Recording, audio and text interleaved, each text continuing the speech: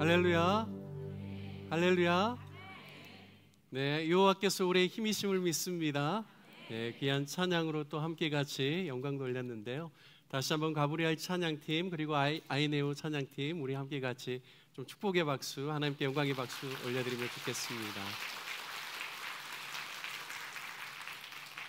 주님께서 우리를 통하여서 영광을 받아주시는 줄 믿습니다. 우리 이 시간에 잠깐 옆에 계신 분들, 앞뒤에 계신 분들에게 당신은 하나님의 걸작품입니다. 어찌 그리 아름다우십니까? 우리 그렇게 한번 인사 나누겠습니다.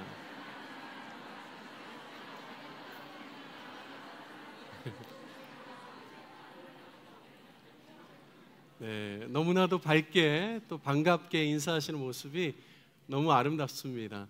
혹시 지난주 말씀의 제목 기억하십니까? 네, 감사합니다. 힐링 아이였죠. 오늘은 힐링 마인드라는 제목으로 여러분과 함께 말씀을 나누려고 합니다. 나눌 말씀은 사무엘하 13장 20절에서 22절 말씀인데요. 우리 함께 같이 말씀을 합독하도록 하겠습니다. 함께 읽습니다. 그 오라비 압살롬이 저에게 이르되 내 오라비 암논이 너와 함께 있었느냐? 그러나 저는 내 오라비니 누이야 시방은 잠잠히 있고 이것으로 인하여 근심하지 말라. 이에 다말이 그 오라비 압살롬의 집에 있어 처량하게 지내니라. 다윗 왕이 이 모든 일을 듣고 심히 노하니라. 압살롬이 그 누이 다말을 암논이 욕되게 하였으므로 저를 미워하여 시비간에 말하지 아니하니라. 아멘. 여러분, 사람은 결코 혼자 살 수 없습니다. 동의하시죠? 네, 고대 철학자 아리스토텔레스는 인간은 사회적 동물이다. 우리 윤리 시간에, 도덕 시간에 들어보셨죠? 라는 말을 했습니다. 인간은 혼자서 결코 살 수 없고 반드시 공동체를 이루면서 살아갈 수밖에 없는 존재이기 때문에 인간이 사회적인 그러한 존재다라는 것을 이야기한 것입니다.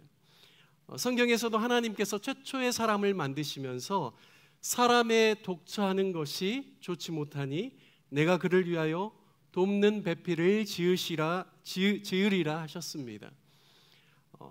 사람이 혼자 사는 것이 결코 좋지 못하다는 것이죠.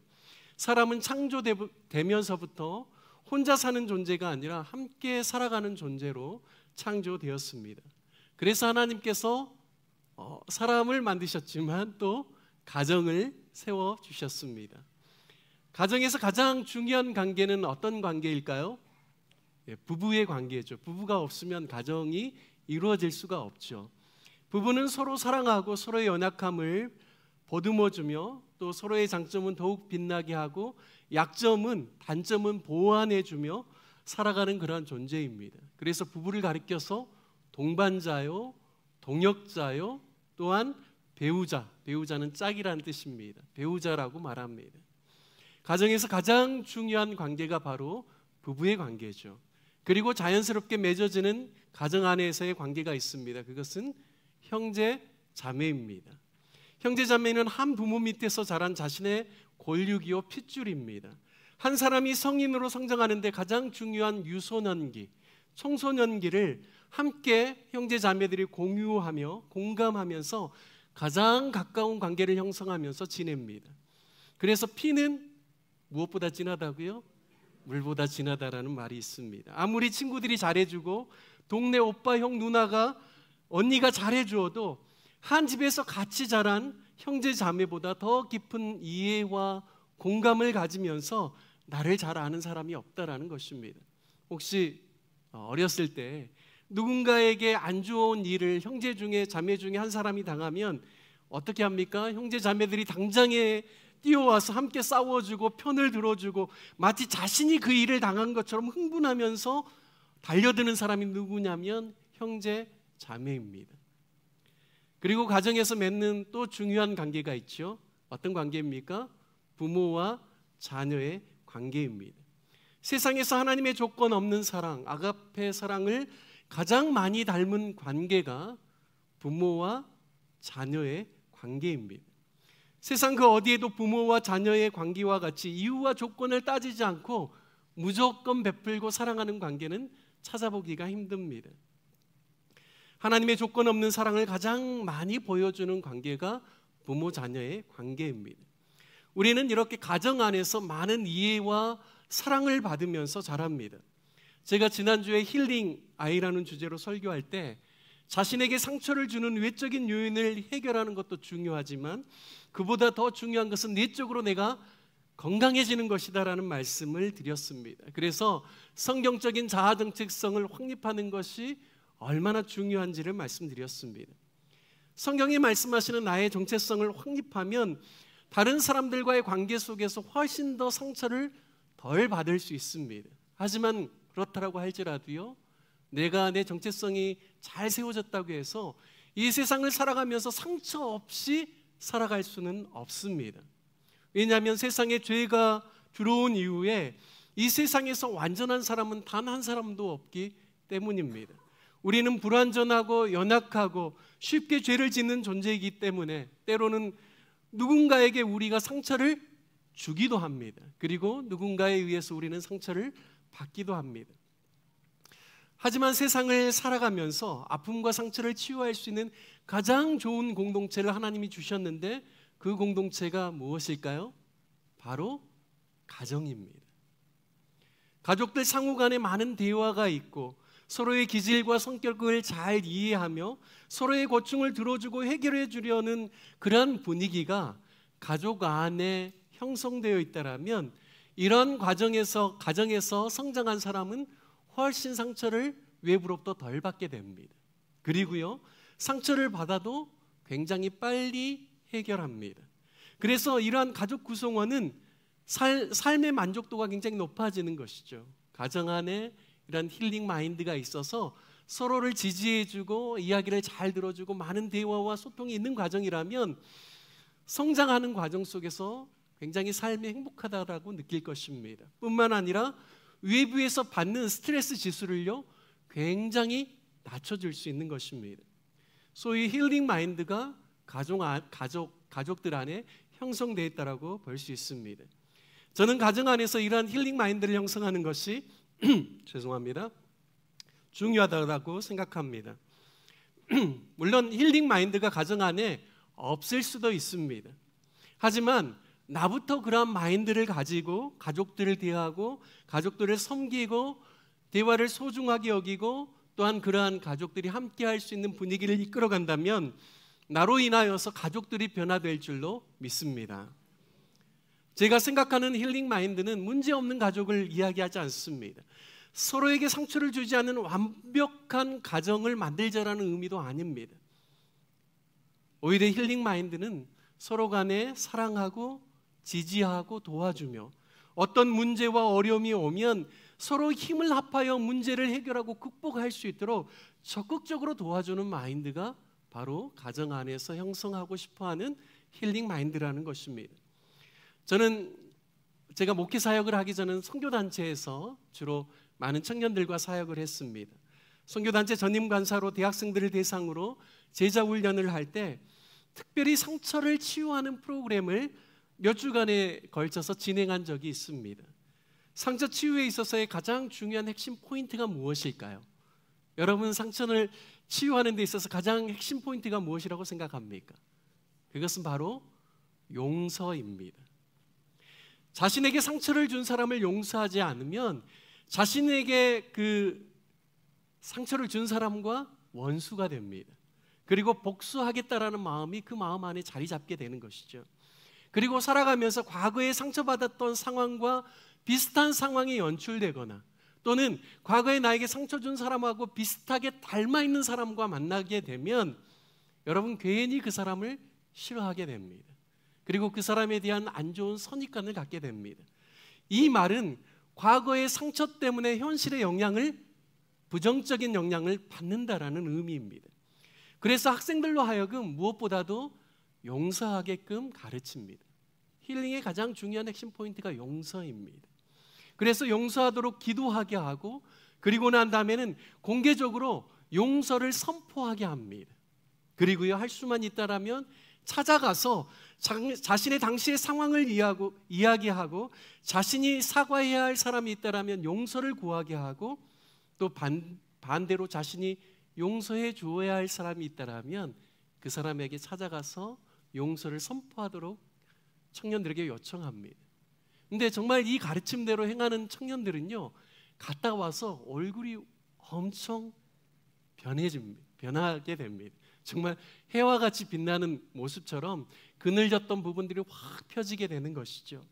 그리고 얼마나 기쁨과 감사와 하나님 주신 기대로 충만해지는지, 정말 이 힐링 기간을 통하여서 그 전과 그 후에 청년들의 모습이 너무나 많이 달라지는 것을 보게 되었습니다. 여러분, 우리가 크리스천으로서 살면서 누군가를 용서하지 못하고 미워하고 안 좋은 마음으로 대한다는 것 자체가 크리스천에게 있어서는 상당한 부담감입니다. 마음을 불편하게 합니다. 크리스천으로서 나는 왜 이 정도밖에 안 될까라는 생각들을 갖게 하면서 신앙생활에 많은 어려움을 주는 것을 볼 수 있습니다. 예수님께서는 제자들에게 다음과 같이 말씀하셨습니다. 마가복음 11장 25절 우리 한번 같이 읽어볼까요? 함께 읽습니다. 아무에게나 그리하여야 하늘에 계신 너희 아버지도 너희 허물을 사하여 주시리라 하셨더라. 아멘. 여러분, 용서가 얼마나 중요하였으면 예수님께서 제자들에게 가르치실 때 너희가 하나님께 너희 허물의 사하심을 받으려면 어떻게 하라고요? 하늘에 계신 용서하라고 이야기합니다. 너희가 용서해야 하늘에 계신 너희 아버지께서도 너희의 허물을 사하여 주실 것이다. 그래서 용서는 반드시 해야 된다라는 것을 말씀하시는 것입니다.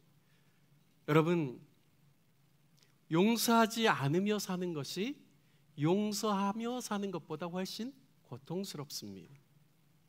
용서하지 않고 살아가는 것이요, 용서하며 사는 것보다 훨씬 더 고통스러운 삶을 안겨준다는 겁니다. 용서하는 것은 상처를 준 사람을 위해 좋은 일이지만 근본적으로 나를 위해서 더 좋은 일입니다. 왜냐하면 용서할 때 나의 마음에 참 평안을 얻게 되고 모든 분노와 복수심, 적개심, 좋지 않은 마음으로부터 해방을 얻기 때문입니다. 따라서 우리는 가정에서, 그리고 교회에서, 그리고 모든 사람과의 관계에서 이 용서하는 마음, 그리고 힐링 마인드를 가졌으면 좋겠습니다. 서로를 사랑하고 이해하고 도와주고 지지해주며 격려해주고, 혹시 잘못된 점이 있다면 서로 사과하고 용서하는 것이 힐링 마인드입니다. 때로는 내가 다른 사람에게 피해를 줄 수도 있습니다. 왜냐하면 저와 여러분도 완전하지 못하기 때문입니다. 여러분, 그리고 때로는 죄를 범할 수도 있죠. 그렇다면 우리가 회개하고 반성할 뿐만 아니라 때로는 손해에 대한 배상도 해야 합니다. 그래서 깨어진 관계를 회복할 수 있도록 노력하는 것이 좋은 마인드입니다. 이러한 힐링 마인드를 형성하여 깨어진 관계를 회복하고 우리 주변에 상처 입은 많은 사람들을 회복하고 치유하는 저와 여러분 되시기를 주님의 이름으로 축복합니다. 우리 가정이 그러한 가정 되기를 소원합니다. 우리 교회가 세상을 회복하고 치유하고 깨어진 많은 사람들을 일으키고 세우는 귀한 공동체가 되기를 주님의 이름으로 축복합니다. 여러분, 오늘 우리가 함께 읽은 사무엘하 13장 20절에서 22절의 말씀은 다윗의 인생에 있어서 큰 오점을 다루는 내용을 기록하고 있습니다. 저는 다윗의 인생에 있어서 가장 큰 오점이 두 가지라고 생각합니다. 첫 번째는요, 자신이 우리아의 아내 밧세바를 간음한 사건이죠. 그리고 그의 남편 충성스러운 우리아를 어떻게 했습니까? 모살했습니다. 모의해서 죽이게 만든 살인을 저질렀습니다. 그의 삶의 가장 큰 오점이죠. 그리고 두 번째를 들라고 한다면 저는 바로 아버지로서의 역할을 잘 하지 못함으로 말미암아 결국에는 그의 장자 암논과 그리고 그의 셋째 아들 압살롬을 잃어버리는, 그들도 죽게 되었죠. 이 일이 인생에 있어서, 다윗의 인생에 있어서 크나큰 오점이라고 생각합니다. 오늘 본문의 내용은 바로 그 두 번째 오점을 다루고 있습니다. 저는 오늘 본문의 내용을 통하여서 다윗의 가정 안에서 일어나는 어려운 일을 통해서 우리 자신과 우리의 가정을 점검해보고 어떻게 하면 가정 안에서 힐링 마인드를 세워갈 수 있을지를 함께 고민해보는 시간들을 가지면 좋겠습니다. 사무엘하 13장의 그 기본 배경은요, 다윗의 장자 암논과 그의 이복 배다른 여동생 다말에 대한 이야기를 다루고 있습니다. 암논은 다말을 사랑하여 상사병이 났습니다. 그런 암논에게 그의 교활한 친구인 요나답은 암논이 병든 채하여 아버지 다윗에게 간청하여 누이 다말이 자신에게 와서 음식을 차려주고 손으로 먹여주게 해달라고 요청하라고 꾀를 냅니다. 암논은 그 말을 듣고 그대로 시행하죠. 그가 아픈 채하여 그의 아버지 다윗을 통해 다말이 병간호를 하도록 간청하고 자신을 간호하러 온 그 여동생에게 동침을 요구합니다. 이에 다말은 이 같은 일은 이스라엘 백성들 안에서 행해져야 되는 일이 아니다라고 거절합니다. 그러면서 당신이 아버지에게 말하면, 다윗에게 말하면 분명히 자신을 당신의 아내로 줄 것이다라고 만류합니다. 정식으로 아버지께 요청하라고 요구하지만 암논은 자신의 힘을 이용하여서 강제적으로 동침합니다. 뿐만 아니라 동침 후에 다말을 심히 미워하며 자신의 집에서 나가라고 자신의 종을 통하여서 내쫓아버립니다. 여러분, 도저히 이해가 안 되고 용납할 수 없는 일, 악행을 바로 암논 장자가 행한 것입니다. 다말은 결혼하지 않은 처녀가 입는 그 공주로서 처녀가 입는 채석옷을 그가 찢어버립니다. 머리에는 재를 쓰고 손을 머리 위에 얹고 가서 크게 울부짖습니다. 정말 가슴 아픈 일이죠. 그런데 사무엘하 13장을 잘 읽어보면 가정 안에서 일어난 이 문제에 대해서 다윗과 그의 가족들이 대처하는 방식에 수많은 문제들이 있다는 사실을 우리는 깨달을 수가 있습니다. 20절과 22절 말씀만 제가 읽어보겠습니다. 그 오라비 압살롬이 저에게 이르되 내 오라비 암논이 너와 함께 있었느냐? 그러나 저는 내 오라비니 누이야 시방은 잠잠히 있고 이것으로 인하여 근심하지 말라. 이에 다말이 그 오라비 압살롬의 집에 있어 처량하게 지내니라. 압살롬이 그 누이 다말을 암논이 욕되게 하였으므로 저를 미워하여 시비간에 말하지 아니하니라 말씀합니다. 여러분, 이상하지 않습니까? 오빠야 압살롬은 다말의 친오빠입니다. 그런데요, 그의 반응은 다말에게 시방은 잠잠히 있고 이것으로 인하여서 근심하지 말라라고 이야기하는 것입니다. 암논을 미워할 뿐 시비간에 어떤 말도 하지 않습니다. 이미 압살롬은 그의 마음 가운데 형 암논을 죽이려고 마음 가운데 그렇게 계획했던 것 같습니다. 동생에게는 잠잠하라고 하는 것은 이것은 전혀 위로의 방법이 아닙니다. 그가 동생을 위로하려면 그녀가 당한 억울하고 고통스러운 일에 대해서 가슴 아파하고 동생을 대신해서 화를 내고 함께 분노하면서 암논을 가만두지 않겠다고 다말의 억울한 마음을 풀어주는 것이 오빠로서 해야 될 모습입니다. 하지만 압살롬은 암논이 내 오라버니이니 지금은 잠잠히 있어라라고 그 일 때문에 근심하지 말라라고만 말합니다. 이것은 올바른 처사가 아닌 것이죠. 또한 압살롬이 이러한 문제를 올바르게 풀려면 동생을 구체적으로 도와줄 수 있는 어머님을 붙였어야 합니다.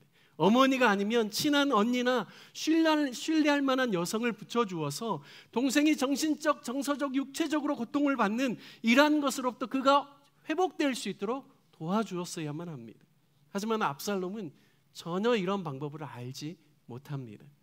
또한 이 일에 대해서 아버지 다윗에게 알려서 암논이 행한 죄에 대해서 상응하는 벌을 받고 진심으로 그가 뉘우치고 사죄하여 회개할 수 있도록 해줘야 됩니다.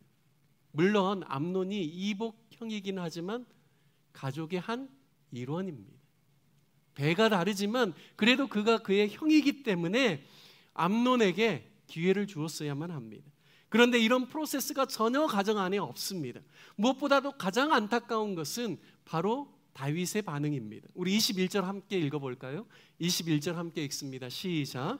다윗 왕이 이 모든 일을 듣고 심히 노하니라. 다윗 왕은 이 모든 일을 들었습니다. 압살롬을 통해서 들었는지 안 그러면 주변 사람을 통해서 들었는지는 모르겠지만 어떤 식으로든 들었습니다.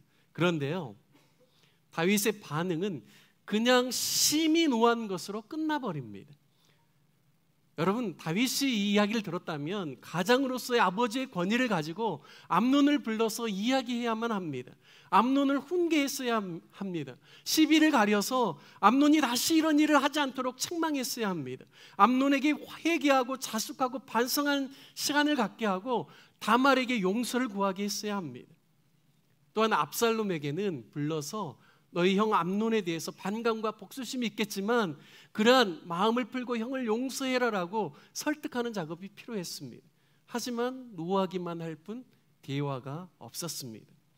암논에게 하나님의 백성으로서 가르쳐야 될 구체적인 규례를 가르쳐주지 않았습니다. 또한 다말에게는 그녀가 받은 상처로부터 치유받고 회복될 수 있도록 부부간의 대화를 한다든지 어떤 제스처도 성경에 나와 있지 않습니다. 가족 간의 대화가 전혀 없는 것이죠. 사람들은 화를 내는 것을 대화라고 착각할 수 있습니다. 그런데요, 여러분, 화는 대화가 아닙니다. 화를 내는 것은 내 감정을 표현하는 것입니다.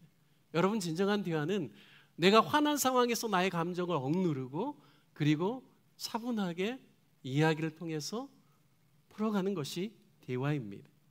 저는 만약에 다윗과 다윗의 가족이 바로 힐링 마인드를 소유했다라면 암논의 죽음, 압살롬의 반역과 죽음, 다말의 좌절과 절망이라는 참혹한 가정의 역사를 바꿀 수 있지 않았을까라는 생각을 해보게 됩니다. 여러분, 저와 여러분의 가정은 어떻습니까? 저와 여러분의 마인드는 어떻습니까? 여러분, 우리는 완벽하지는 않습니다. 하지만 하나님 안에서 온전한 가정을 추구하고 온전한 공동체를 추구해야 될 마음은 저와 여러분 모두에게 있어야 될 줄로 믿습니다. 저는 5가지 힐링 마인드를 제가 한번 정리해 보았습니다. 이것만 나누고 오늘 말씀을 마치려고 합니다. 자, 5가지를 제가 읽어볼 텐데요, 아마 자막에 띄워질 수도 있습니다. 여러분 눈으로 보십시오. 저는 그냥 읽겠습니다. 우리는 완벽한 존재가 아니기 때문에 사랑하는 사람에게도 때로는 내가 상처를 줄 수 있다는 점을 인식해야 합니다. 또한 사랑하는 사람에게도 때로는 상처를 받을 수 있다는 점도 인식해야 됩니다. 이것이 첫 번째입니다. 두 번째는요, 우리가 누군가에게 상처를 주었으면 반드시 자신의 잘못을 인정하고 반성하고 회개해야 합니다. 그리고 상대방에게 용서를 구할 줄 알아야 합니다. 반대로 상처를 받았을 때는 상대방에게 복수하고자 적개심을 품고 원수를 맺는 것이 아니라 용기를 내어 그 사람과 대화를 통해 오해를 풀고 사과하고 화해해야 합니다. 세 번째는요, 가족이나 자신이 잘 아는 사람이 누군가로부터 상처를 받았다면 그의 말에 잘 경청해주고 그의 감정에 대해서 공감해주고 그 상처로부터 치유하고 회복될 수 있도록 적극적으로 도와주어야 합니다. 네 번째, 우리는 가족들이 함께 대화할 수 있도록 노력해야 합니다. 정기적인 만남을 위해 노력하고 서로 대화할 수 있는 분위기와 장을 마련해 줘야 합니다. 대화할 때 서로 경청하고 솔직하게 이야기하는 훈련을 해야 합니다. 여러분, 듣는 것도 훈련입니다. 말하는 것도 훈련입니다. 가정 안에서 이러한 대화하는 훈련을 해야 합니다.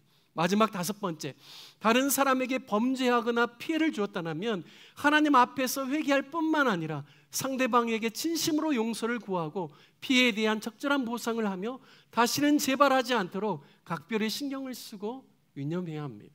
여러분, 저와 여러분에게 이러한 마인드가 있기를 주님의 이름으로 축복합니다. 우리의 가정이 이러한 마인드로 충만해지기를 축복합니다.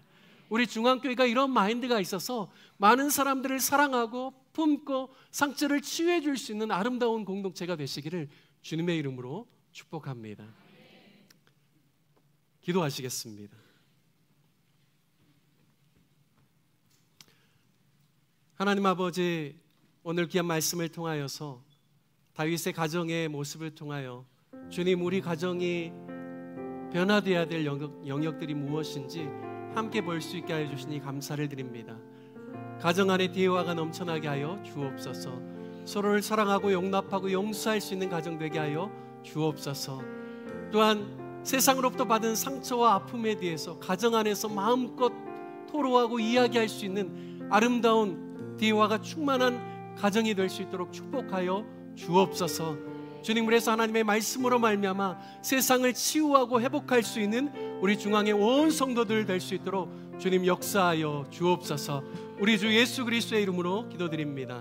아멘.